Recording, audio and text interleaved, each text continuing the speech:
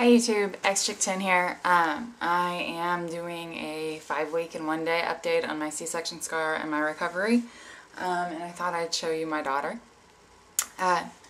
But for right now, I'll go ahead and go over how my recovery's been going. I think I skipped last week.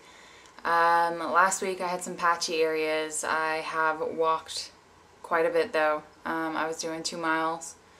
About once every other day, and I got up to 3 miles. I've done that twice. Some things that have been weird as far as walking. I have been able to pick up my pace quite a bit. I actually ran from one room to the other in the house to pick up the phone, to grab the phone the other day, and I didn't hurt myself. I didn't pull anything. I have to keep my strides short still.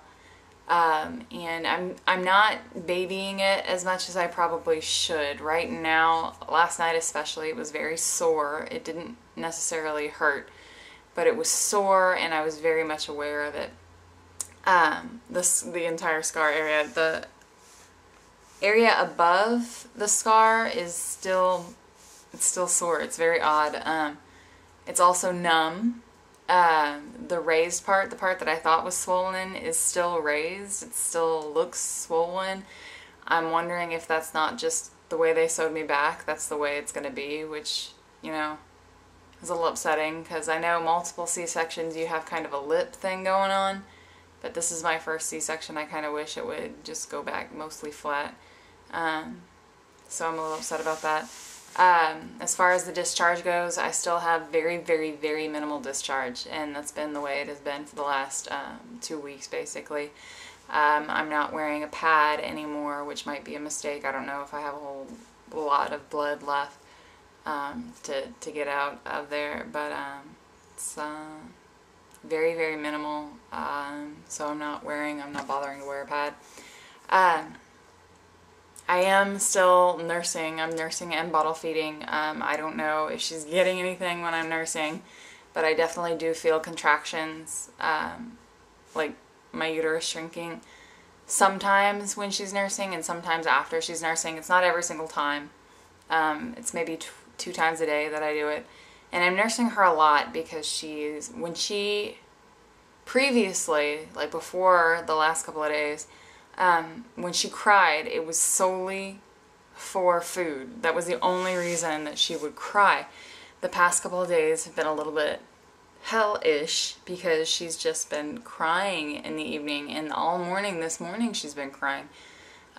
Which usually she goes for about a 4-hour stretch in the morning where she's just like awake and looking at lights and looking at us moving around or shifting around, or we usually put her on her back and her front, and like we flip-flop her. Sometimes I put her in her little oscillating chair, her swing. This morning she wasn't having any of it. She wanted me. She was asleep on me. I tried to put her in a crib. She wakes up. She's hollering. I nurse her. She falls asleep. I put her in her crib. She's hollering. I nurse her on the other side. I put her in her crib. She's hollering. Finally, it's her nap time. I try and put her down between 12 and 1. So I gave her a bottle. She passed out. She fell asleep. I put her in her crib. She wakes up screaming. So I made another bottle, and she ate about an ounce of that, and now she's down. I don't know if she's asleep, but we can go find out really quickly. So let's do that.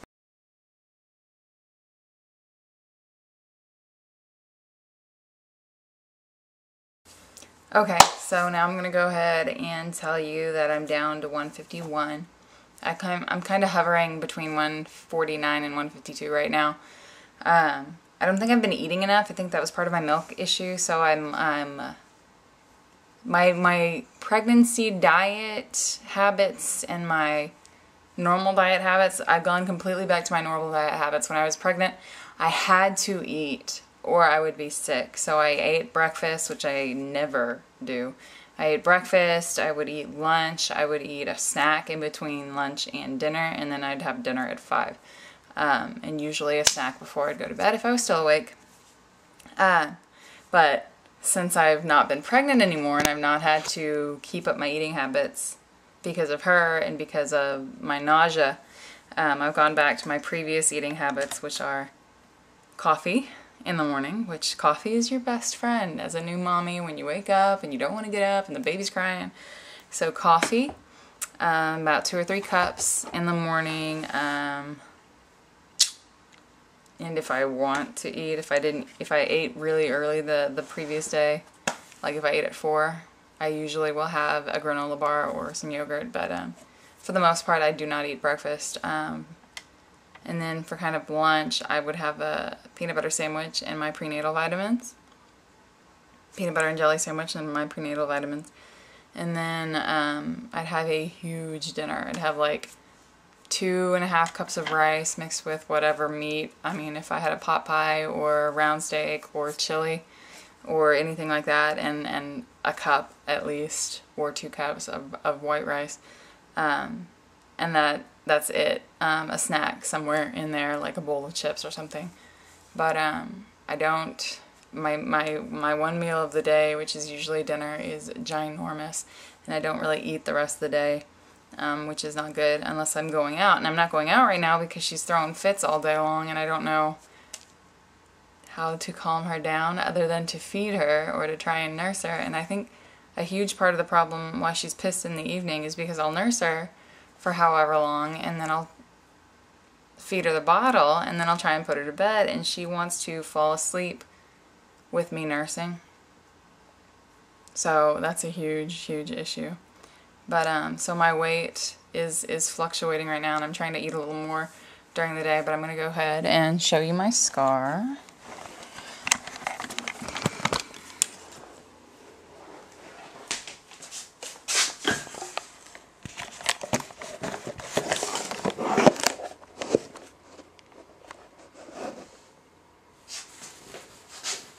Yes, I am still in pregnancy pants just because they're more comfortable and they don't put pressure.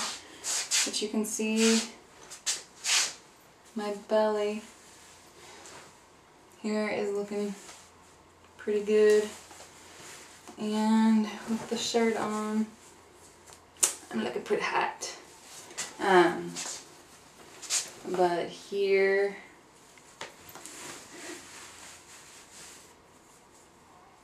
is my scar.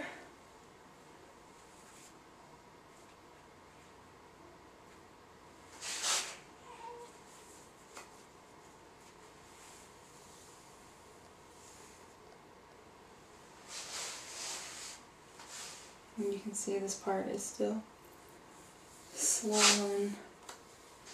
Looks swollen, there's like a lip there. But it is underwear under my my waistline. It is underwear. I'd wear my bathing suit, so that's good.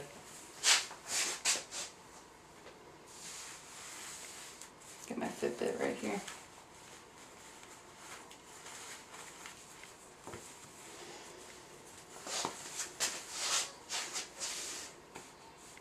So that's it.